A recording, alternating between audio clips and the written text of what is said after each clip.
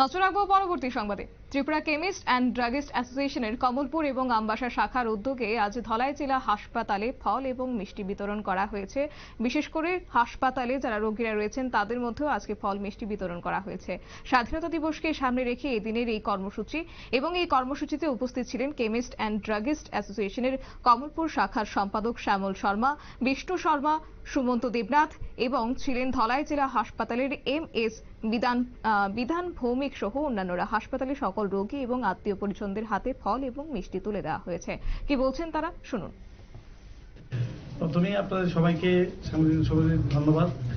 আর আজকে এই ৭৮তম স্বাধীনতা দিবস উপলক্ষে আমরা অন্যান্য বছরের নিয়ে এবারও এই ফল মিষ্টির আয়োজন করেছি এবং সুন্দরভাবে সবকিছু আপনাদের সবার সহযোগিতায় সব সুন্দরভাবেই হয়েছে এবং অন্যান্য বছর আমরা আবার চেষ্টা করবো এগুলো সামাজিক কার্যকলাপ চালিয়ে যেতে। আপনারা শুনলেন তাদের বক্তব্য এবং তারা বলেছেন যে প্রত্যেক বছরই ন্যায় এই বছরও তারা এসেছেন ধলাই জেলা হাসপাতালে।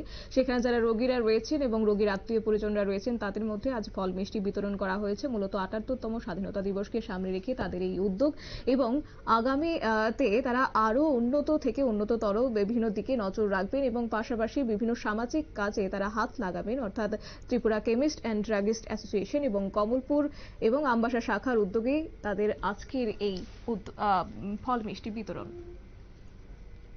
নিয়ে নিচ্ছে ছোট্ট একটি বিজ্ঞাপন বিরতি, সঙ্গে থাকুন।